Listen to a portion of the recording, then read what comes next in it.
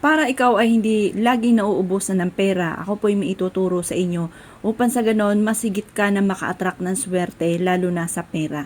Upang sa ganon hindi ka nauubusan ng pera. Ilagay nyo po ito sa inyo pong sapatos mga bossing ko. At ito po mga bossing ko ay makakatulong upang sa ganon kayo po ay laging i-adya kung saan lagi kayo ay suswertihin lalo na sa pera. Pero ang paggawa ng mga ganitong mga pamamaraan ay sikreto lamang. Kung gagawa ka ng ganito, kailangan ikaw lamang ang nakakaalam. Kung meron kang ganito sa inyong sapatos, kailangan kayo lang ang nakakaalam. Huwag nyo nang sasabihin sa iba pa at hayaan nyong ma-amaze sila dahil ikaw ay sinuswerte. Dahil ikaw ay napapansin nila na napakarami mong pera. Proven po ito mga bossing. Kailangan lamang po ninyo mga bossing ko ng barya. Ang baryang ito mga bossing ko kahit magkano basta barya ang inyong gagamitin. At mas maganda ay silver ang inyo pong gagamitin at bagong-bago po ito at makinang. Ako po may tuturo na isa sa mga sikreto upang sa ganon kayo pa mga bossing ko ay magtuloy-tuloy ang pasok ng swerte at hindi laging patikim na lamang ang inyong kaperahan. Ang tagal-tagal niyong kumayod pero isang kembot lamang ay ubos kaagad ang pera.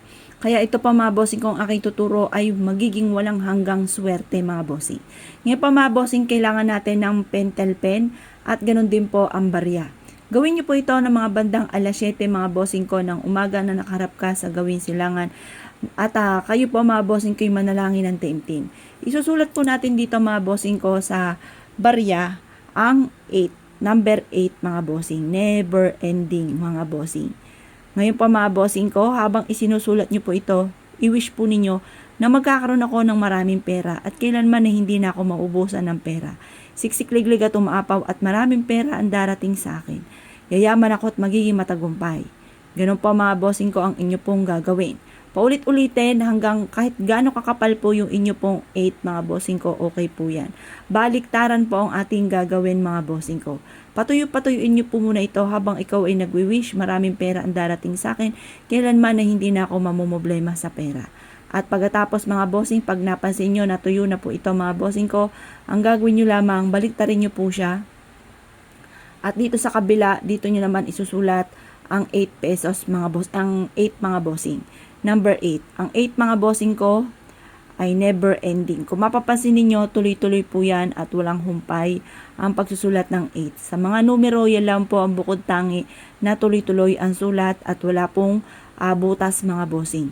Sabihin niyo po sa pamamagitan ng aking sipag at tiyaga at pananalig sa mahal na Panginoon ay makakamit ko lahat ang aking mga pinapangarap. Magkakaroon ako na napakaraming pera. Siksikliglig at umaapaw at maraming pera ang darating sa akin. Yayaman ako, magkakaroon ako ng maraming pera. Hindi na ako muli mangungutang pa mga bossing ko. Sabihin niyo po lahat ang nais po ninyo. Huwag ka nang mahiya pa, wala po itong bayad. Maraming pera ang darating sa akin, maraming pera ang darating sa akin, kailanman na hindi na ako mamumblema tungkol sa usapin ng pera. Maraming pera ang darating sa akin. Maraming pera ang darating sa akin. Ganon ang mga pag-wish mga bossing.